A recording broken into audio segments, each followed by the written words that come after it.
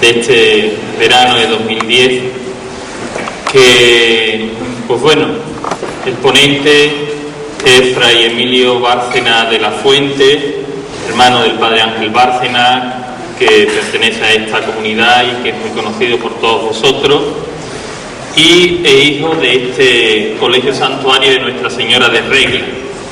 Hizo su noviciado en Lebrija, después de 2 años de filosofía que hizo en este santuario, pues pasó con otro hermano, Fray Ignacio Peña, que hace pocos días falleció tras una larga enfermedad, a la custodia de Tierra Santa, donde realizó los estudios de teología.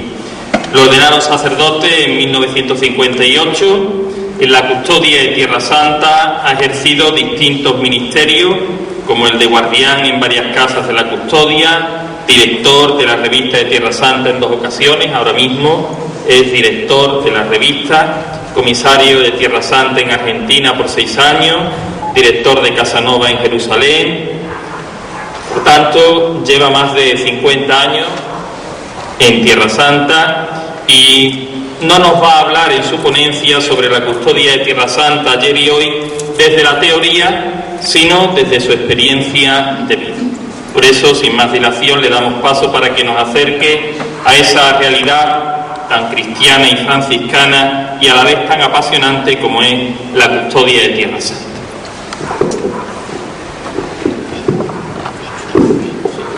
Profesor sentado en la dirección de la revista, prefiero hablar de pie. Una pregunta: ¿cuántos han estado en Tierra Santa? ¿Cuántos? A ver, mira, van a hablar ustedes más que yo. No está mal. El tiempo, aquí manda el guardián, ¿no? ¿Cuánto tiempo vamos a tener? Más o menos. Cuando ya la gente se mueve, pues a cortar. Algunas cosas van a ser breves en la exposición porque al tener aquí las fotos nos vamos a entretener algunas más que en otras y así completan un poco la obra de la custodia. No son las más bonitas, acaso las más interesantes, pero sí las que pueden dar un toque especial refiriéndose a la actividad de la custodia en Tierra Santa. Bien, vamos a la historia. 1333, Sancha de Mallorca y Roberto de Anjou, reyes de Nápoles, adquieren el cenáculo para los franciscanos. Desde entonces estamos oficialmente allí, concretamente en 1342 con la bula de Clemente VI, gracias a Agimus. Después, a lo largo de los siglos, a través de mucho sufrimiento, sangre, dolor y lágrimas, como diría Churchill, hemos conseguido llegar hasta nuestros días, al 2010. ¿Se enteran bien o hablo bajo? ¿Está bien la cosa? Ángel, ¿te enteras? ¿Vas un poco para sordo o no? Bueno, mi hermano, con todo respeto, 83 años y los lleva así. En 1516 los otomanos se apoderan de Tierra Santa, concretamente Selim I, y hasta 1919 permanecen en Tierra Santa. Inmediatamente tenemos el mandato inglés. En el 48 se declara la guerra árabe-judía, que todavía seguimos con ella, ¿no? Y a partir de la guerra de los 6 días, Israel se apodera de la parte que tenía antes Jordania, concretamente Judea y Samaria, de tal forma que actualmente la frontera es el Jordán y el Mar Muerto. Y todo eso lo saben bien porque es de cosa de nuestros días. Lo que no saben también todavía es lo del famoso muro que separa de nuevo, una vez más, a los árabes de los judíos. Israel manda en toda esta parte y una zona que es la antigua Judea y Samaria, que era la antigua Jordania, la han reservado a los palestinos. Naturalmente han hecho tantas colonias que ya la mitad de los territorios famosos palestinos pues pertenecen a los judíos. No son los kibbutz, eso ya existía desde el principio, sino colonias nuevas que han hecho en territorio ocupado, o sea, lo que sería la futura Palestina. Recuerden Arafat, hoy día la capital es Ramallah, pero están divididos. Hay otra zona entre Israel y Egipto que se llama la zona de Gaza, donde mandan los extremistas de Hamas y, en fin, otros extremistas que no están nada de acuerdo con el gobierno central palestino. ¿Qué va a suceder en el futuro? No se lo digo porque yo me encargo del pasado y del presente. Pueden sospechar ustedes que la cosa, si llevamos tantos años de peleas y jaleo, pues van a seguir así. Muchas palabras, discursos muy bonitos, pero a la hora de la verdad, cada uno se mantiene en sus posiciones. Bien, eso ha sido toda la historia desde el principio hasta ahora. La custodia de los lugares santos la confía la Santa Sede a los franciscanos oficialmente en 1342, como les dije, con la bula Gracias Agimus. ¿Y qué hacemos allí? Pues cuidamos los santuarios, trabajamos no solo con piedras viejas y en piedras viejas, sino también con piedras nuevas, ayudando a nuestros cristianos del lugar, y cumplimos muchas obras benéficas en favor de la gente. Todo eso lo hacemos con la ayuda de los católicos de todo el mundo, como a través de la colecta del Viernes Santo, cuyo fruto hay que enviar a Tierra Santa no solamente a los franciscanos, sino también a otras congregaciones religiosas, otros cristianos de ritos orientales, etcétera. Lo que lleva la custodia es un 40% más o menos. Y a través de nuestros comisarios de Tierra Santa que trabajan en todo el mundo. Comisario, eso en la Europa Oriental sonaba muy mal un tiempo, ¿no? Comisario político y tal. El comisario de Tierra Santa no es más que una persona, una especie de embajador de la custodia franciscana de Tierra Santa en todo el mundo, para hablar de la problemática de los lugares santos, para explicar las necesidades y pedir ayuda, y gracias a, digamos, a la limosna que recibimos, sobre todo de ahora, pues, de la Unión Europea, Estados Unidos, Canadá, Australia y para de contar. Antes los países americanos de lengua española ayudaban también mucho, ahora hay problemas, en fin, conocen ustedes, económicos y demás, y la cosa no... Por ejemplo, de Argentina, México, Colombia, Perú, Venezuela se recibía mucho dinero, ahora un poco menos, pero gracias a Dios, con la ayuda de los cristianos de todo el mundo podemos llevar adelante estas obras. Y estas obras, pues van a ver ustedes, en vez de hablar demasiado yo aquí, cuando pase aquí algunas diapositivas, les explico la cosa tal como es. En el aspecto científico, pues tenemos un seminario internacional en San Salvador, Centro de la Custodia de Jerusalén, el estudio bíblico de la flagelación en Jerusalén, que da títulos universitarios hasta el doctorado, ¿no? En Sagrada Escritura, Arqueología Bíblica. Tenemos otro centro de estudios orientales en El Cairo, que es muy frecuentado incluso por intelectuales musulmanes. En ese sentido se trabaja mucho y bien en contacto con el mundo islámico. Ya que hablo de esto, no quiero que pase, antes de olvidarme, que en nuestros colegios, que tenemos unos 10.000 alumnos, escuelas, colegios, etcétera, un 60% son cristianos de todos los ritos y el resto son musulmanes. Y eso es estupendo por la sencilla razón de que, teniendo ese contacto directo unos con otros, aprenden a respetarse. No se habla de religión. A la hora de religión, los cristianos van a un aula, los musulmanes a otra, con su imán, su sheikh.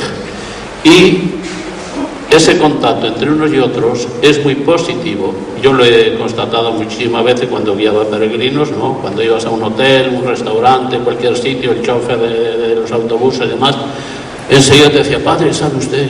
Yo estudié en Tierra Santa. Y lo hacían con mucho orgullo, muy contentos, sabiendo que nos agradaba, y ellos se sentían orgullosos de haber estudiado con nosotros. Y eso enseña el respeto mutuo, el saber apreciar los valores de los demás y alejar el fanatismo, que por desgracia en algunos sitios se está extendiendo demasiado. Ponemos alguna diapositiva, si no, no terminamos nunca, y yo las voy explicando. Vamos a ver que no tiro yo aquí nada de todo esto que me he puesto. No es whisky, no, es agua pura y natural.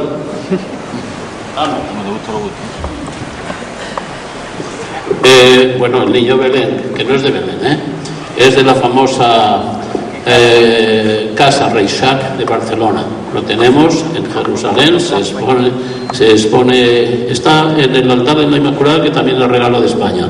Y la noche de Navidad se les pone la misa solemne, después se la lleva procesionalmente a la gruta al lugar del nacimiento. Y está allí hasta la Epifanía. En la Epifanía viene suplantado por este, que es ya el Cristo sentado, Jesús sentado, el de la Epifanía, que esperan los Reyes Magos, también de la familia Reisa de Barcelona. O sea, es un niño español, no es palestino. De todos modos, Cristo nació en Tierra Santa, en Belén, y vamos todos allí porque tira mucho el niño Jesús. Sigue. ¿Por qué les pongo el Cristo de Limpias? Saben que Limpias está en mi tierra, en Santander. Pero esta foto es maravillosa, ¿no? Y en casi todos nuestros libros, cuando hacemos la procesión del Santo Sepulcro, todos los días se hace. Los libros que usamos se hace en latín, pero está traducido en varias lenguas. Pues siempre al principio del libro, en la portada, aparece este Cristo de Limpias, que invita a la devoción. Pasamos adelante. Voy a hablar un poquitín de los santuarios muy deprisa. Tenemos 80 santuarios en Tierra Santa, naturalmente. Dentro del Santo Sepulcro hay muchos, digamos, el lugar donde Cristo muere, donde es crucificado, el lugar de la invención de la cruz, etc. En ese sentido son 80, digamos, grandes santuarios. Pues tenéis en Jerusalén el Santo Sepulcro, Getsemaní, el cenáculo, ¿no? En Aincar tenéis el nacimiento de San Juan Bautista, la visitación. En Galilea tenéis sobre todo Nazaret, el Monte Tabor y todos los santuarios alrededor del lago. Bien, ¿por qué saco yo algo aquí de Encaren? Porque Encaren ha estado siempre bajo el protectorado español. Ha habido 7 conventos que han recibido siempre la ayuda de España. Y en Encaren tenemos los mejores cuadros de Tierra Santa, regalo de España. Aquí aparece el de la visitación, el Magnificat en español, ¿no?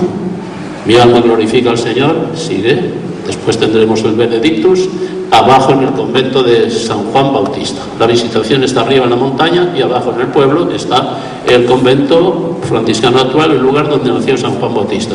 Y en muchísimas lenguas pues manifestamos, o sea, representamos estos 2 signos que son esencialmente de acción de gracias al Señor por todos los beneficios que ha dado al pueblo de Israel y a nosotros también. ¿Sigue? Es un San Juan Bautista tallado en madera. Es regalo de Barcelona, yo he visto la fecha, viene de Barcelona, no sé el autor exactamente, pero es una talla hermosa y todo en madera. ¿Sí?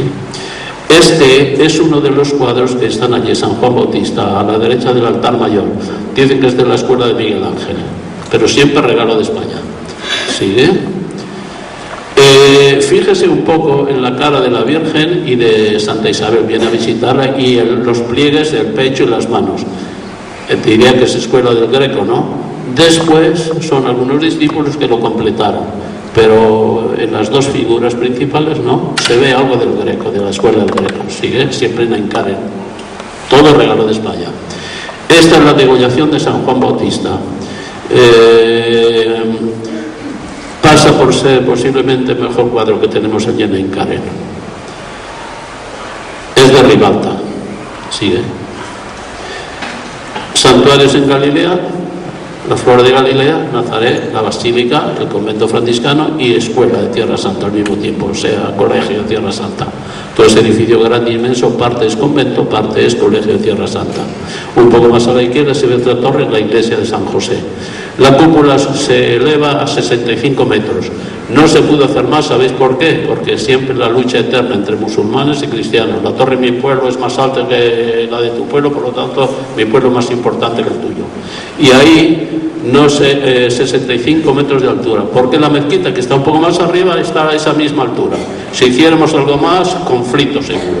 Así que allí nos paramos y ahí sigue la cúpula a una altura de... Es obra del italiano Muccio, todo el mundo ha colaborado. España tiene la capilla del Santísimo Sacramento, una decoración, como queréis llamarlo, de Rafael Úbeda, se parece un poco a Picasso, el Guernica, es la lucha del bien contra el mal, y allí aparecen las figuras del Papa Pablo VI y otras figuras de mártires de la Iglesia y otros santos eucarísticos, digamos así.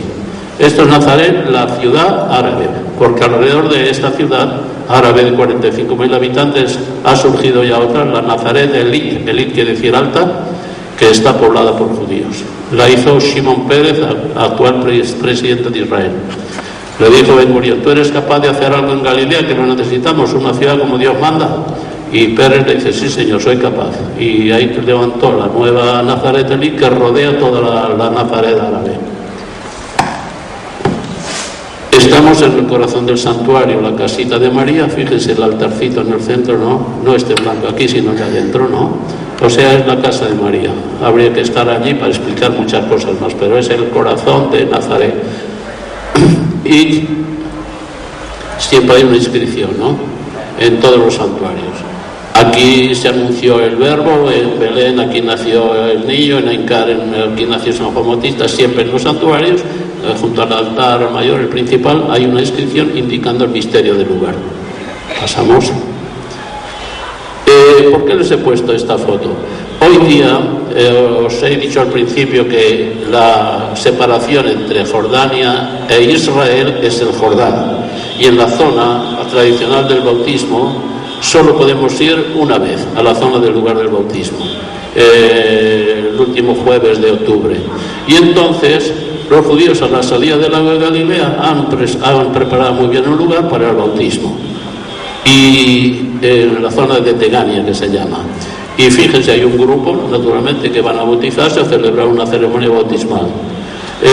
Muchas sectas de los que vienen de Estados Unidos lo hacen todo por inmersión, completamente debajo del agua. Salen ahí, no sé si sanos o no, y comienzan a gritar aleluya, aleluya, y bendecir a Dios. Nosotros lo hacemos de un modo un poco más, en fin, discreto, pero ahí naturalmente renovamos siempre las promesas del bautismo, que es muy emotivo y la gente pues se emociona. ¿No es verdad los que han estado allí? No. Bueno, no digo mentiras, ¿eh? Si digo alguna, levanten la mano enseguida y diga, oiga, hasta ahí hemos llegado. Pasa. Un barquito quiere imitar un poco los del tiempo de San Pedro. Hay otros con motor y tal, muy modernos, ¿no? Pero preferimos siempre usar un barquito de estos que es más en consonancia con los tiempos de Jesús, ¿no? Se encontró hace unos años una barca, hubo una gran sequía y quedó muy bajo el nivel del lago. Y entonces en un pequeño kibutz que está allá al oeste del lago, ¿no? Se conserva esa barca. Quisieron llevarla a Roma, no sé con motivo, hace poco, no se negaron a ello. Solo restaurarla costó más de $1 millón y la conservan como oro en paño. O sea, la llaman la barca de Pedro, diciendo que es del tiempo de San Pedro. No esta, la que está en el museo. Sí. Entre los santuarios el más moderno es este, está en Cafarnaún. Es naturalmente el memorial de San Pedro. Allí San Pedro y Jesús son todo en Cafarnaún, ¿no? Bien, pues esta está dedicada a San Pedro. Debajo de él están los mosaicos y recuerdos y demás a través de los siglos se han conservado hasta hoy, hablándonos de la casita de San Pedro. No de la suegra de San Pedro, de San Pedro, la casa de San Pedro. Y naturalmente arriba es forma octogonal. Las columnas están unidas, estos soportes que ven aquí, con la parte opuesta, o sea que es un bloque todo. Si se hundiera algo, todo no se rompería nada, todo se inclinaría una parte de otra. Pero no es posible porque tiene una profundidad de 18 metros, está al lado del lago, ¿no? Entonces ha tenido que... Es una técnica moderna, muy especial. Y la bienhechora todavía vive, es una señora rica de origen suizo, ítalo-suizo, del cantón Ticino, ¿no? Que dio dinero para que se construyera ese santuario. Ahora vive en nuestro convento entre las monjas y los frailes como una solitaria. Va a la capilla de la enfermería, son secretos que os digo yo porque lo conozco, la gente no sabe. Porque han venido algunos de su familia a buscar diciendo, oye, que queremos algo de dinero, eso que has gastado ya no tiene nada. Vive muy pobre y le damos de comer y de dormir aquí junto a nosotros en unas habitaciones que hemos preparado exactamente para ella. O sea, está en Jerusalén, en el convento de San Salvador. Pasa. Fíjense la subida al Tabor, eso es un verdadero vía crucis, ¿no? Subimos a la gloria de la resurrección y todos son subidas, el monte Calvario, el monte Sion, el monte Tabor. Ya ven las curvas, son 14. Y algunos se marean más al subir que al bajar. Al bajar ya están acostumbrados y dicen, bueno, hemos estado en las alturas, bendecimos al Señor y es muy bueno quedarnos aquí, como decía San Pedro, ¿no? Hagamos 3 tabernáculos, en fin, dice, no sabía lo que decía, dice el Evangelio. Y al bajar les dice, ya han visto toda su gloria en medio de Moisés y Elías, o sea, la ley y los profetas. Pero al hablar de cosas un poco más complicadas sobre la pasión no están tan de acuerdo, ¿no? El resto lo sabéis, es inútil parar mucho más tiempo. Allí tenemos una pequeña comunidad y constantemente recibimos un grupo de peregrinos. Al pie del Tabor ya hay taxis de Nazaret que suben y bajan constantemente, porque un autobús no puede subir, ¿no? Un mini de 9 plazas podría subir incluso, pero normalmente son los taxistas. Dan la vuelta como diablos, marean a la gente y bueno, y les animan para que no se acobarden, que algunas veces sí da miedo. De ahí se tiran también muchos de estos, como llaman estos planeers, estos parapente, de una de esas curvas, muchas veces los ves volar ahí sobre la llanura. Es la llanura de Estrelón, esta. Sigue, que es en el Padre Nuestro, en el Monte Sion, en el Paternoster no lo veo. Sí, o sea, nosotros tenemos en Encare pues el Magnificat y el Benedictus, y el Paternoster arriba en el Monte de los Olivos. Allí, según la tradición, dice, subieron al monte y uno de los discípulos le dice: Señor, enséñanos a orar, cuando oréis decir Padre Nuestro, etcétera. Yo he conocido el español en cuatro versiones del español: la sefardita, otra antigua, otra con disparate, después la moderna, como Dios manda, y bueno, esta creo que es la mejor. Sí. ¿Quién nos recuerda Jerusalén? Visto a través de esa ventana del Dominus Flevit. Bajando del Monte de los Olivos, dice el Evangelio que Jesús, al ver la ciudad, lloró sobre ella. Entonces, tenemos orientado el altar hacia Jerusalén y ahí se ve toda la ciudad vieja. En primer término, la mezquita de Omar, la cúpula sobre la roca, ¿no? Allá en el fondo, aquellos rascacielos son ya la Jerusalén nueva. Y una torrecita detrás de la cúpula se distingue un poco sobre las demás, es nuestra torre de San Salvador, del convento central de la Custodia de Tierra Santa. ¿Por qué les pongo esta? Bueno, está cambiada, no importa. O sea, véanme así, tumbado. Es un sepulcro del tiempo de Cristo. Fíjense en la lápida esa, la roca esa, la piedra redonda. Es la que nos habla el Evangelio, que cuando las mujeres decían: ¿quién nos revolverá? Dicen, la piedra del sepulcro, porque era muy pesada, ¿no? Entonces cuando llegaron, vieron que ya estaba rodada, y por eso pudo entrar también Pedro después, ¿no? O sea, es la piedra de fuera que tapaba la entrada del sepulcro. Es una pena que la hayamos puesto mal, no es culpa mía ni tuya, pero se dan cuenta ustedes de cómo era la cosa, ¿no? ¿Vale? Bueno, tampoco hay que exagerar con esa cúpula, ¿eh? Parece una pagoda india. Es la cúpula del Santo Sepulcro. La primera se llama la Anástasis. Anástasis es resurrección. Y los griegos ortodoxos, los orientales, siempre llaman la iglesia de la resurrección, no del Santo Sepulcro. Nosotros llamamos iglesia del Santo Sepulcro, ellos la Anástasis, la iglesia de la resurrección. Y esta es la Anástasis porque está precisamente sobre el sepulcro de Jesús.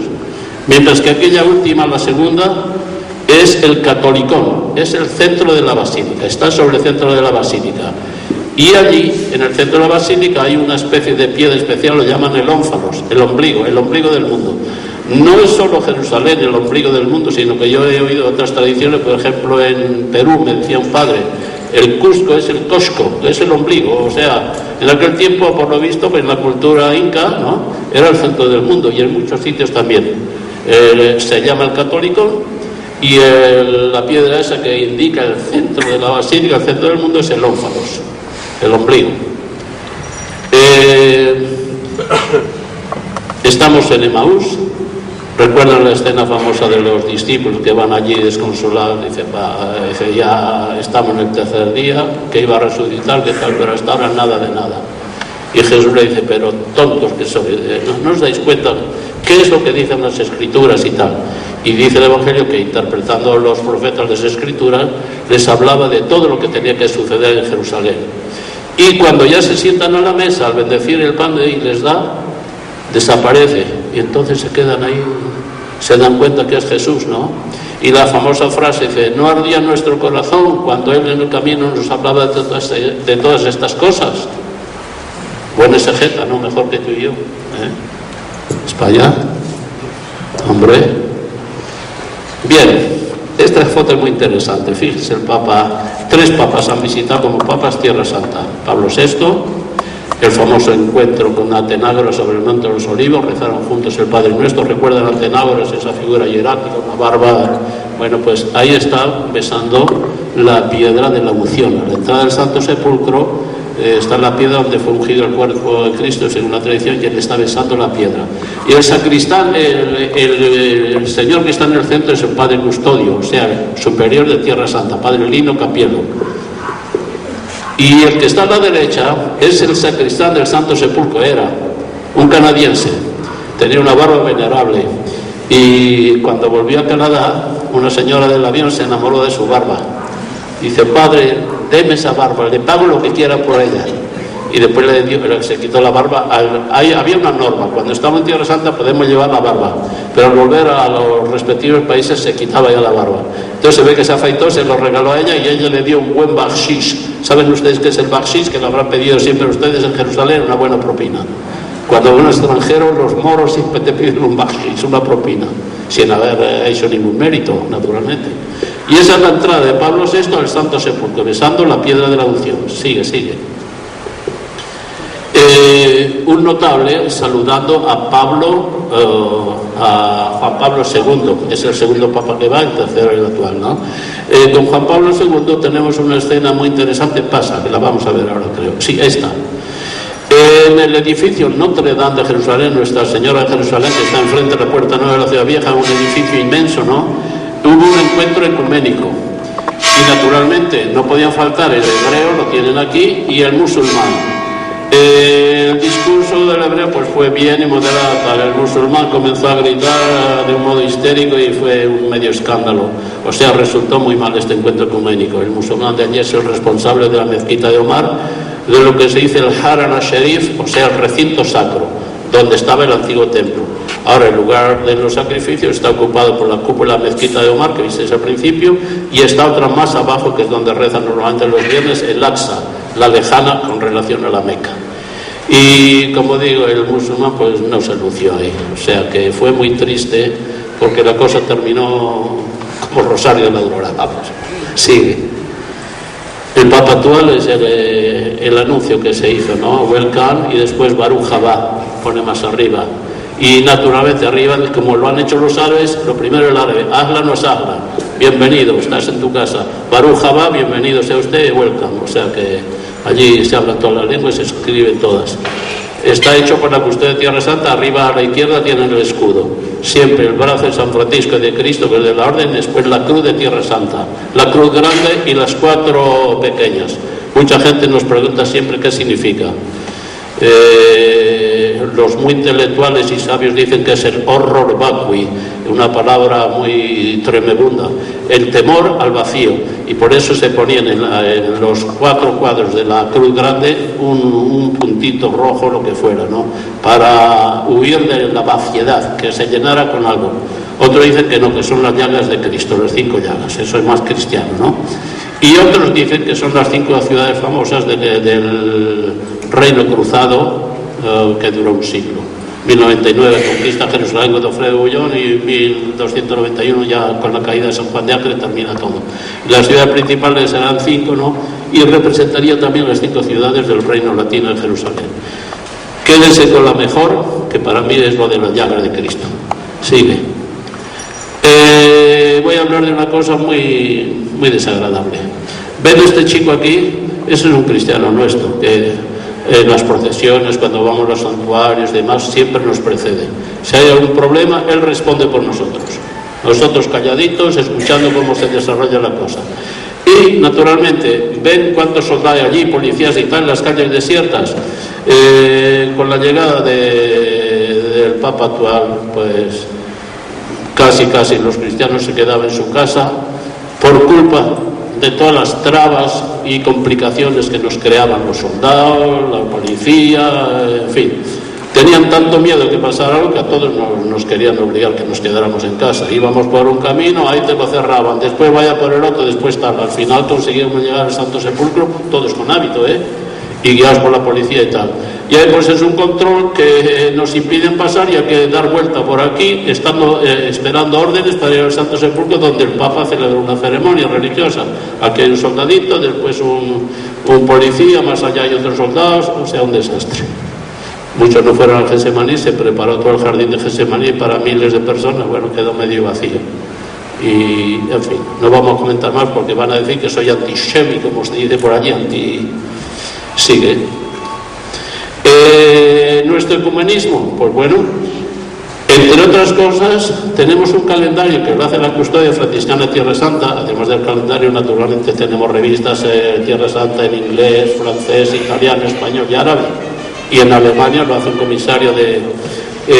bueno, pues este es un calendario ecuménico, de tal forma que cada día tenemos, ahí aparece el Gregoriano 2010, domingo de Pascua, creo, es cuarto de Pascua, ¿no? Y después tiene el Juliano, que es el que sigue todavía los griegos ortodoxos, de Julio César. Tiene siempre una diferencia de 2 semanas con nosotros. Después viene el copto. El copto porque tiene siempre la fecha. El copto comienza con el periodo de los mártires, o sea, el tiempo de Diocleciano, 313 o algo así, hasta hoy. Después tenemos naturalmente la Hijra, es la égira que decimos, ahí tiene el año, ¿no?, que comienza en el 722, la huida de Mahoma de la Meca a Medina. Y al final está el judío, el hebreo, no se dice el judío, el hebreo, ¿no? Ya ven todo en un día, como naturalmente hacemos ver cada calendario y cómo vive cada uno sus fiestas, sus solemnidades y tal. O sea, aquí estamos siempre en fiesta. Cuando no está uno en fiesta está otro grupo, o llorando siempre. Cuando no tenemos Viernes Santo tenemos el Yom Kippur de los judíos, un reino de locos. Pero bueno, procuramos entendernos así. Y ese es el calendario de Tierra Santa. El escudo, no ven arriba el escudo de la orden, el brazo de Cristo con el de San Francisco, el de Cristo desnudo, San Francisco con el hábito, abajo el de la custodia, la cruz. Ese es el símbolo, el escudo de la custodia franciscana de Tierra Santa. A ver, ¿por qué les saco esto? Naturalmente no tenemos hotel de 5 estrellas, pero tenemos 5 casas nuevas en Jerusalén, Monte Tabor, Nazaret, Belén y Tiberíades, donde se acogen unos 450 peregrinos más o menos, la capacidad de estas casas. Son casas de acogida a los peregrinos que, en fin, creo que se les sirve bien, la gente queda contenta, aunque algunas veces protesta porque ponen más macarrones de la cuenta, pero vamos, eso es cosa de Italia. También ponen garbanzos y otras cosas si hace falta. O sea, se recibe bien a los peregrinos, es un precio moderado y ahí recibimos, siempre está llena, Casa Nova está siempre llena de peregrinos. Quiere decir que encuentra un ambiente familiar, además está muy cerca de los lugares santos. Eso también es una facilidad. Sigue. Esta es la oficina parroquial o el oficio parroquial, como queréis llamarlo, del párroco de Jerusalén. ¿Habéis visto cuando aquellos hechos de la Basílica de Belén, que un fraile sacaba a los muertos y tal, y era el contacto, hacía el contacto entre árabes y que estaban dentro y los judíos, los soldados? Ese es el párroco actual de Jerusalén. Ahora han terminado de ser párroco y le acaban de nombrar ecónomo general de la custodia. O sea que de algo le sirvió haber luchado. El Papa le telefonió 2 o 3 veces personalmente, estando allí en Belén, situada la basílica por los hebreos, ¿no? Y esta es la oficina parroquial de Jerusalén. Tenemos 3 parroquias principales: Nazaret, Belén y Jerusalén. Después tenemos en casi todas las ciudades grandes tenemos parroquias nosotros, mientras que en los pueblecitos pequeños es el Patriarcado Latino de Jerusalén, que se reanudó después del periodo cruzado en el 1847. Ahora tenemos Patriarca Latino de Jerusalén, Patriarca Griego Ortodoxo en Jerusalén, Patriarca Armenio Ortodoxo en Jerusalén. O sea que es la ciudad de los patriarcas. Esto es muy interesante. Fíjense que ven encima de la puerta. 1, 2, 3, en la tercera fila. Ven una cruz, ¿no? Bien, en la ciudad vieja de Jerusalén tenemos casas para más de 300 familias, prácticamente todo gratis. Yo fui responsable durante años de reparar, arreglar y tal, que vivieran de un modo decente. La parte noroeste de la ciudad vieja es cristiana, la parte este musulmana, la parte sur el barrio armenio y después el judío. Así está dividida la ciudad vieja. Y en la parte noroeste tenemos, igual que los griegos y armenios, pero nosotros más, tenemos para 300 familias. Y siempre el distintivo es la cruz de Tierra Santa. O sea, esa casa pertenece a Tierra Santa. Algunos pagan algo, otros nada. Digamos que nada. Mientras que fuéramos hecho barrios nuevos con construcciones hermosas, además, en varios sitios de la ciudad, al norte de Jerusalén, 2 barrios importantes, en Betfagé algunos lo conocen, ¿no? Casas bien, porque allí en la familia no son 3, son hasta 10 personas y 12. Por lo tanto, se hacen casas, en fin, amplias, espaciosas para que puedan vivir de un modo decente también nuestros cristianos. En Belén se han hecho también 2 pisos grandes, hermosos, y en Jaffa, al sur de Tel Aviv, también están terminando ya otras construcciones para nuestros cristianos. Esa es la construcción, durante la construcción de las casas de Betfagé, ¿no ven? Es para 80 familias, o sea, casi nada. Hubo un problema con la Municipalidad de Jerusalén, hubo que interrumpir un poco la cosa, pero estaba todo hecho ya. Ya se les puede dar, a partir de hoy mismo ya se les puede dar si quieren, porque ya se resolvió el problema.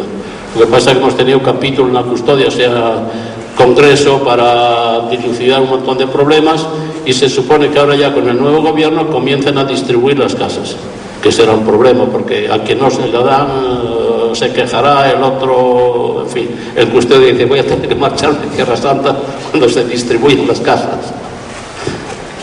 Este es el plano, o sea, el plano de las casas de Betfagé, ya todo terminado. Sí. Bueno, ¿de qué viven nuestros cristianos en Jerusalén? Ya ven que poco a poco vamos sacando la historia, qué se hace, cómo se ayuda. Desde el siglo XVI los franciscanos enseñaron a trabajar el sadaf, ¿cómo se dice? El marfil, madreperla, y nácar, que aquí tienen un museo, aquí hay muchas cosas, todo hecho en Tierra Santa, ¿no? Enseñaron sobre todo a nuestros cristianos de Aincaren y de Belén. Y después también pues se hacía con madera de olivos. Ahora ven ahí que es más madera de olivo que nácar, ¿no? Por la sencilla razón de que importarlo cuesta muchísimo, Israel pone tasas exorbitantes, ¿no? Y entonces pues se dedican a trabajar sobre todo en madera de olivo. El país, como saben los que han estado allí, es riquísimo en olivos, ¿no? Y bueno, pues ganan así su vida en modo artesanal. Lo que pasa que ahora otro problema, por eso les digo que voy sacando las cosas poco a poco. Belén era la ciudad tradicional por excelencia de todos estos trabajos. Ahora han hecho un muro que separa Jerusalén de Belén y es un desastre. No pueden ir a Jerusalén para vender las cosas. Los peregrinos que pasan allí están unas horas, comen en algún restaurante, en nuestra casa nueva y después se vuelven.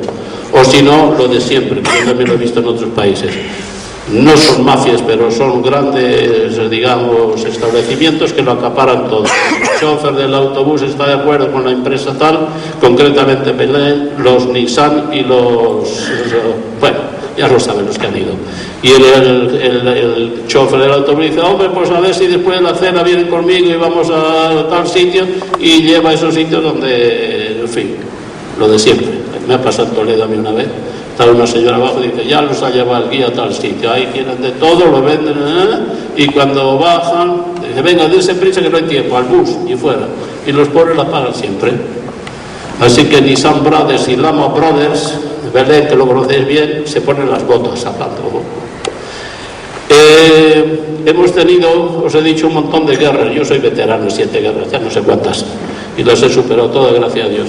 Bueno, pues con la última ofensiva de Saddam Hussein, cuando nos enviaba aquellos famosos misiles, se dice, ¿no? Cohetes.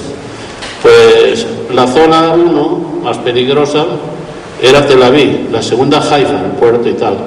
Y Jerusalén quedaba muy lejos porque allí son los santuarios musulmanes, cristianos y tal. Y mucha gente de Tel Aviv huía a Jerusalén para evitar que el cohete cayera sobre su casa o sobre su cabeza. Y enviaron más de 40 menos 1. Y nosotros teníamos que bajar a los sótanos, ¿no? Ponernos unas mascarillas, que después se probó que las nuestras no funcionaban y las de los judíos sí, el gas que tenían dentro. Y bueno, allí se llevaban utensilios, algo de comida, mantas y tal, y así se pasaron casi 40 días. A una cierta hora sonaba la sirena, venían unos garabatos muy feos en la televisión, dice, ya sabíamos que allí había jaleo, y toda la gente a los refugios. Ahora fue maravilloso cómo los judíos organizaban las velas de todo eso para distraer a los niños con música, cantos, gente de cómicos haciendo el payaso y demás, que los niños no se enteraron de lo que sucedía. Fue algo, una organización maravillosa. En eso hay que admirar a los judíos que lo hicieron extraordinariamente bien. Y bueno, a los 20 días, pues señores, venga, a quitar las cintas de las ventanas, los cristales, que arreglar, todo termina, del golpe. Y el resto pues lo sabéis. A ver, sangre de mártires. Acabamos de, hijos de Chipiona, 7 fueron beatificados el año pasado. Yo estuve en Roma, ¿no? Hijos de aquí, 3 estuvieron en Tierra Santa. El hermano del superior Félix Echevarría son los mártires de Fuente Ovejuna. Lo habéis visto aquí, habéis celebrado fiesta, conmemoración, no sé. O sea, los últimos mártires son estos 7 de nuestra provincia de Granada, 3 de los cuales estuvieron en Tierra Santa 11 años. Y también el que fue primer provincial de aquí, de la provincia de Granada, de Chipiona, el padre Aracil, Antonio Aracil. Estuvo con ellos, fue procurador general de Tierra Santa. El superior era italiano, el vicario francés, y el procurador general de Tierra Santa, el terrero, era español, el que administraba los muertos. Y él vino también, volvió a la provincia, fue provincial, los destinó al convento de Fuente Ovejuna. Un año después los comunistas los asesinaron. Y estos son nuestros famosos mártires de Damasco, cuyo superior Manuel Ruiz es de muy cerca de nuestro pueblo, el norte de Burgos, pertenece a Burgos, pero muy cerca de Santander, San Martín de las Ollas. Y los otros pues son algunos andaluces, otros de Murcia, algún gallego, uno pariente lejano del famoso Camilo José Cela, Juan Jacobo Fernández. Hablaba siempre de él, que tuvo un mártir. Y bueno, estos fueron asesinados en Damasco en 1860. Y estos nuestros, pues en el 38, no el 38, el 36, al principio del conflicto de la Guerra Española. Y como digo, yo fui a Roma en representación de la custodia porque 3 habían estado 11 años, cada uno de ellos, en Tierra Santa. Uno sirvió en el Santo Sepulcro, el otro en San Juan de Incaren, y el tercero de párroco en Siria, aprendió bien el árabe, y después en Incaren. Al año de llegar a España, los asesinaron en Fuente Ovejuna. Y estos son los de Damasco, de 1860. Beato Manuel Ruiz y compañeros. ¿Sí? Bueno, ¿quién quiere reservarse un puesto en el Valle de Josafat? Díganme, a ver, levanten el dedo. Pero va a ser difícil encontrarlo ya. Este es el cementerio judío en el Valle de Josafat. Yo recuerdo, he conocido judíos y amigos tal, que siempre cuando estaban fuera pedían un poco de tierra del Valle de Josafat y en un saquito pequeño se les enviaba a los que estaban fuera. Ahora los que han envuelto pues se entierran allí, les hacen enterrarse ahí y han restaurado todo porque durante la guerra sufrió bastante y después una parte fue profanada también por los árabes.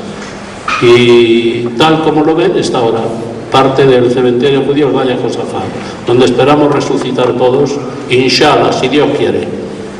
Y me parece que hemos terminado, ¿no? Esta es la primera. El San Francisco, y con ello terminamos, fue a Tierra Santa en el 1217. Estuvo 2 años allí, 19-20. Se presentó ante el sultán de Egipto, Malek Kamel. Y era una de las cruzadas que peor le salió a los cruzados, de tal forma que dicen en nuestras crónicas sobre San Francisco que lamentaba sobre todo la suerte de los pobres españoles, que siendo los más valientes en la batalla habían caído más que nosotros.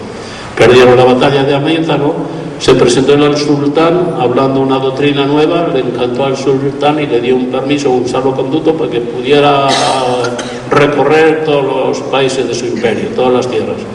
Nos consta que llegó a San Juan de Acre y tiene una calle dedicada. A Jerusalén no consta que llegara. Pero desde el tiempo de San Francisco hasta ahora los franciscanos están allí. Oficialmente desde el 1342. He terminado.